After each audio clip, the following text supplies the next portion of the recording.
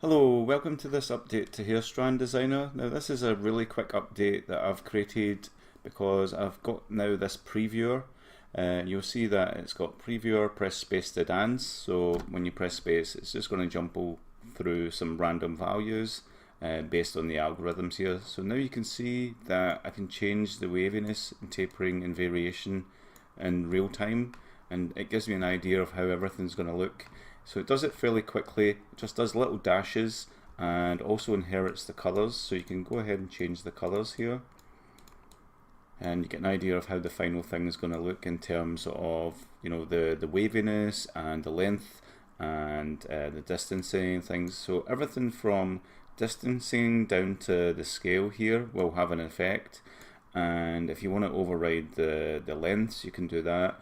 The only things that don't have an effect is the strands of reduction, so leave those to the generator, and also the absolute strand counts, leave that to the generator. It will tell you at the bottom how many strands there's going to be in each set as before, but you do have to generate to see those, and you'll see those in the color map if you enable it, or the RGB mask, which is always enabled. So you can see that the little window viewer doesn't see anything because this only looks at the generated maps. So we'll just put that aside just to forget about it, right? So you just want to look at this, and then we can change like length. So we know by default it's roughly 3,500 pixels are used, give or take a couple of hundred. So we can do 3,400.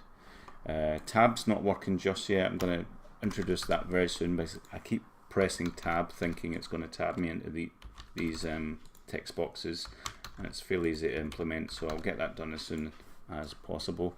So you can see how everything looks. You can change the tip scale to reduce it a little bit, and you can see that the tip, you know, it cuts into smaller strands a bit heavier, which is, I guess, realistic. We need to see, depends how you use these things, and at the end of the day you can change these colors to whatever you want, so it's a bit more subtle.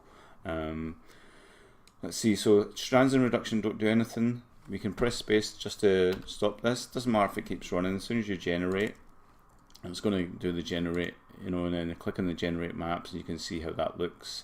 The algorithm between the real-time previewer and the actual generator algorithm, there's a few discrepancies at the minute, especially in the tip fall off, like the scale. So I'm going to work on that. I'm going to actually introduce this whole scale fade in, fade out percent, because I want to be able to control the alpha as well as the scaling of the tip a lot better. It's really kind of a bit broken in my mind. I mean, it looks okay.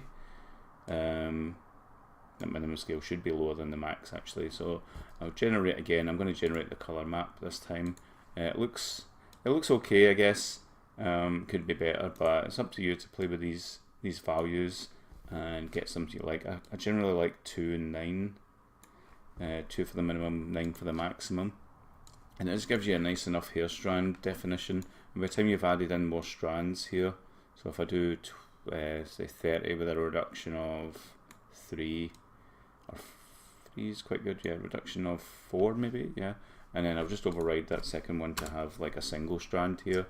I'll generate that, and when you can see, I can click the color map and I can see how that looks, and that looks pretty nice for a first bunch. A little bit wavy. I'm going to bring that down. Distancing could be a bit more at the top, so I'll generate again,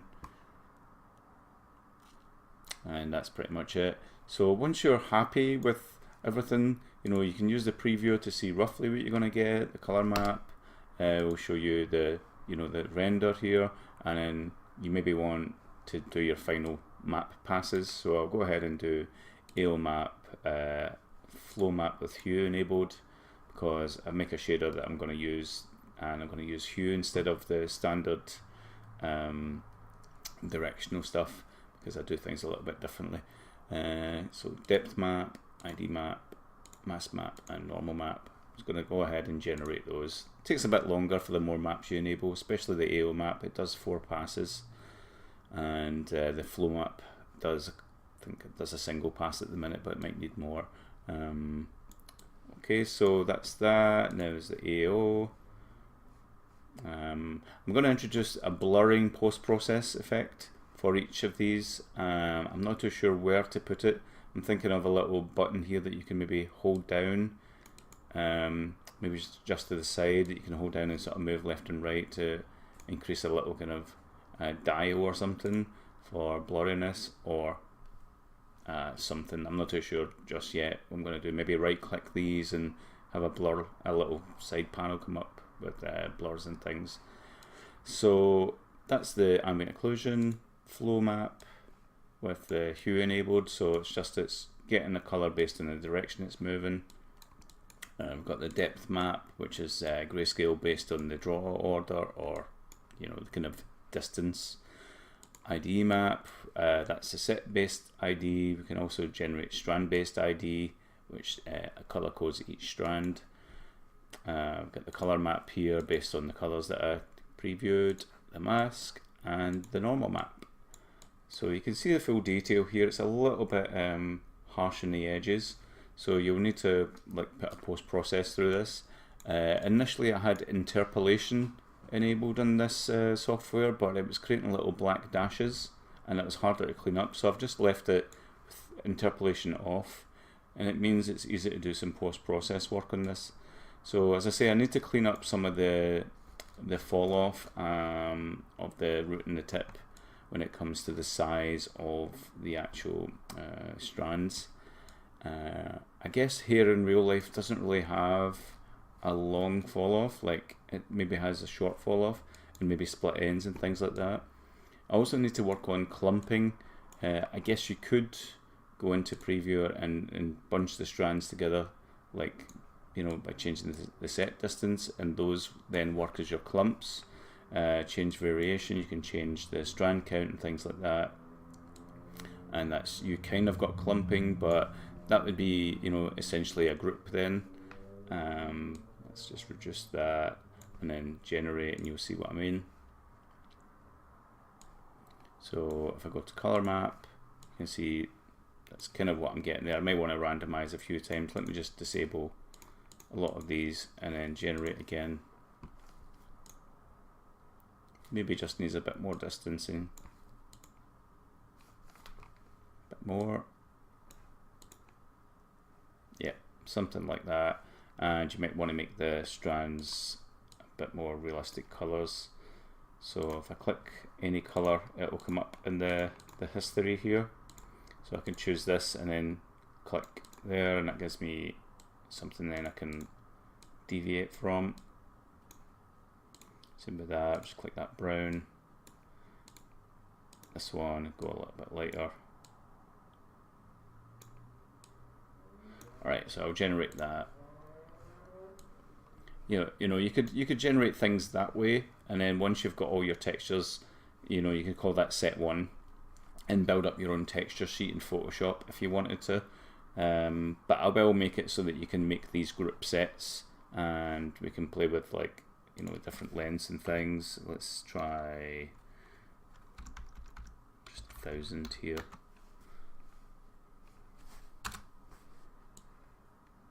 Okay, maybe not see that so well.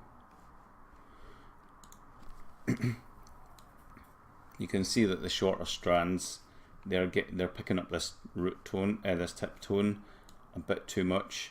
So maybe I'll give like a ratio value, something that ratio based on length, so that you get less maybe tip tone based on the shorter length. Something like that needs to be brought in, and even more sort of clumping rules. Alright, so I hope that gives you an idea of what this new previewer does. You can see the previewer gives you a real-time preview of everything. It shows you 3 strands per set as a preview. It takes into account all these attributes apart from strands and reduction, which are part of the generator. So you can get an idea of roughly how they look. You can press space to have them dance around to get an idea of how a bunch of them might look. I think I'll automatically detect your GPU speed, and I can give you more strands, or just maybe an option where you can say low, medium and high, so that you can work in an optimal or high-end sort of way. It will slow down the UI if you ask for too many of these, because it's updating in real time. It's drawn all these strands out, but maybe I can give you some settings that control that. That would be quite nice. So we'll see how it goes. I'm going to take a little bit of a break from working on Hair Strand Designer just to let the dust settle. I've done a lot of work on it in the last 3 weeks and my brain's a bit tired from all these algorithms, especially this flow map, which I seem to be having a nightmare with. But it's almost there, and any requests, let me know. I'll endeavour to add them to the Trello list, so you can check out the Trello board that I've linked in the ArtStation description, and I'll likely put a YouTube link here as well. So thanks for watching, guys. If you want to buy it, it's on ArtStation. Buy it before I do more work on it. I will put the price up roughly $2 to $5 each major update that I create. So that's like each major one. So this is 1.26.